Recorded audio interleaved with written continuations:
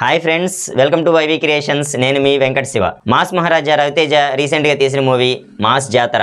Mass Jathara trailer అయితే release అయింది. Mass Jathara రవితేజకి 75th ఫిల్మ్. రవితేజకి విక్రమార్కుడు నుంచి మాస్ జాతర వరకు రవితేజ ఎనర్జీ, జోష్ వీటిలో ఎలాంటి మార్పు లేదు.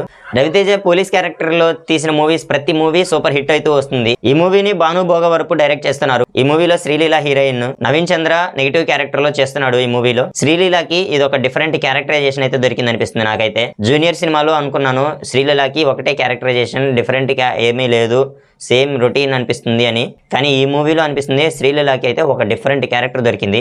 మరి శ్రీలీల ఎలా యూటిలైజ్ చేసుకుంటుంది అనేది చూడాలి. ట్రైలర్ లో చూసినంతసేపు శ్రీలీల క్యారెక్టరైజేషన్ చాలా బాగుంది. ఇప్పటి వరకు శ్రీలీల తీసిన మూవీస్ అన్నిటిలో నేను గమనించింది శ్రీలీలని యూటిలైజ్ చేసుకొని తన శ్రీలీల డాన్స్ కానీ, ఎనర్జీ కానీ, కామెడీ యాంగిల్ కానీ యూజ్ చేసుకొని ప్రతి మూవీని పబ్లిసిటీ చేసుకుంటూ వచ్చారు. కానీ మాస్ జాతర సినిమాలో ఎలాంటి పబ్లిసిటీ అలాంటిది ఏదీ లేదు. సో శ్రీలీలకి ఒక డిఫరెంట్ క్యారెక్టరైజేషన్ అయితే దొరికింది. రవితేజ ఎనర్జీతోనే ఈ మూవీ అయితే ఫుల్ పబ్లిసిటీ అవుతూ ఉంది. నవీన్ చంద్ర వరుసగా ఒక 4-5 మూవీస్ తీస్తూ వచ్చాడు. ప్రతి మూవీ హిట్ అయింది.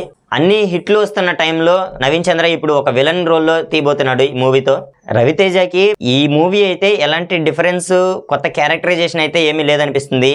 అన్ని మూవీస్ లాగానే ఒకటే ఎనర్జీ, ఒకటే సేమ్ డైలాగ్ డెలివరీ అనిపిస్తుంది. కానీ ఈ మూవీలో ఒక డిఫరెన్స్ ఏంటంటే తెలంగాణ యాసతో డైలాగ్ డెలివరీని సూపర్ గా పెట్టాడు భాను భోగవరపు. ఇందులో తెలంగాణ యాసని యూజ్ చేసి మూవీని అయితే బాగా హైలైట్ చేస్తున్నాడు. ఈ ట్రైలర్ లో చూస్తుంటే రాజేంద్ర ప్రసాద్ అయితే కామెడీ యాంగిల్లో యూజ్ చేసుకున్నాడు. రాజేంద్ర ప్రసాద్ కామెడీ అయితే చాలా బాగుంది. ఇందులో కమెడియన్ గణేష్ గారు కూడా ఉన్నారు. టాలీవుడ్ లో ప్రతి మూవీలో ఇప్పుడు గణేష్ గారిది ఒక మంచి రోల్ అయితే దొరుకుతుంది. మాస్ జాతరలో కూడా గణేష్ గారికి ఒక మంచి రోల్ అయితే ఇచ్చారు.